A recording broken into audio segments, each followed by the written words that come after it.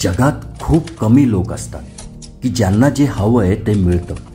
अर्थात त्यासाठी प्रयत्न, कष्ट, जीवाचं रान करावं लागतं. आणि हा प्रवास ते स्वतः मात्र इतरांना बोलूनही नाही दाखवत.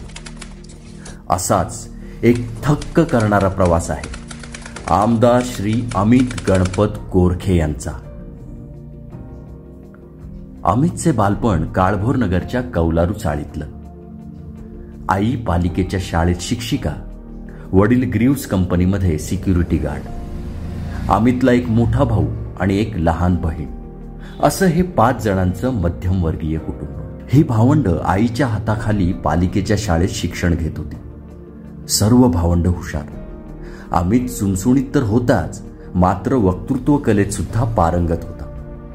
शिक्षणाबरोबरच तो उन्हाळ्याच्या सुट्टीत एसटी स्टँडला आपल्या इतर मित्रांसोबत काकड्या विकायचा. इतकंच काय तर घरोघरी जाऊन पेपर सुद्धा टाकायचा.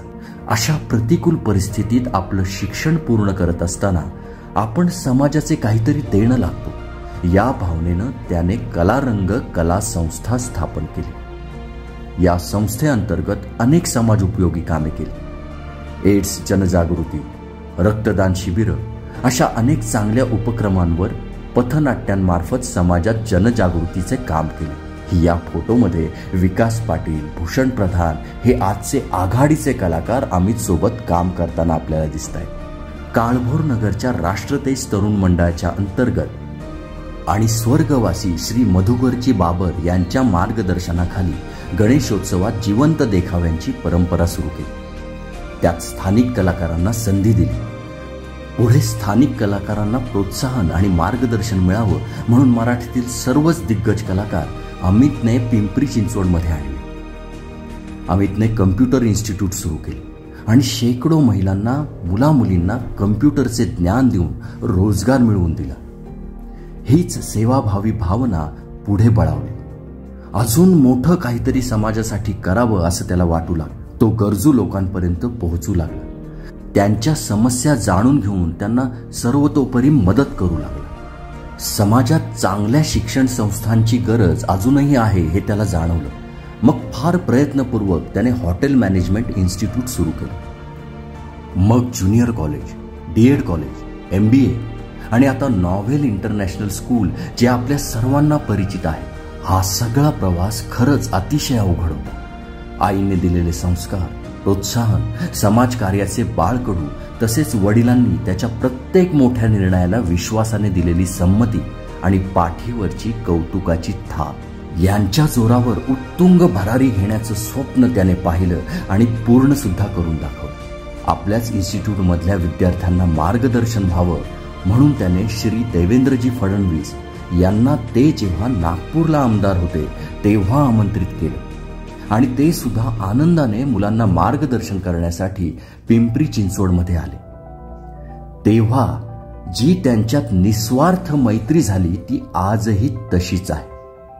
आणि एखाद्याची प्रामाणिक मैत्री आपल्याला कुठे घेऊन जाते हे आज आपण पाहतोच आहोत. आणि हाच गुण अमितमध्ये सुद्धा आहे.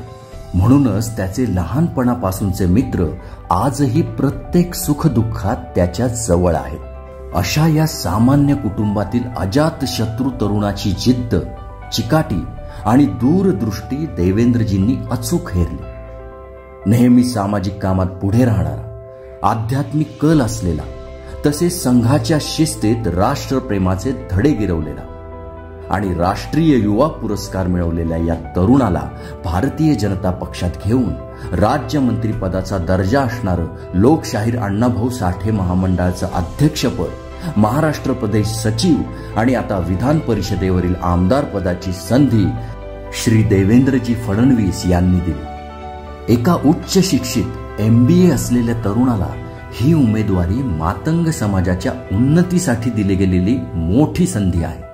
असं असलं तरीही अमितला सर्व जाती धर्माच्या, विविध स्तरातील लोकांचा प्रचंड पाठिंबा आणि लोकप्रियता ही त्याची सर्वात मोठी जमेची बाजू आहे. हुशार, उच्च शिक्षित, बहुआयामी, चतुर, अभ्यासू व्यक्तिमत्व तसेच PCMC आयकॉन असणाऱ्या श्री अमित गणपत गोरखेंना मिळालेली आमदारकी महाराष्ट्रातील मातंग समाजासोबतच राज्यातील इतर समाजातील लोकांसाठी आणि विशेष करून पिंपरी चिंचवडकरांसाठी खूपच फायदेशीर ठरणार आहे.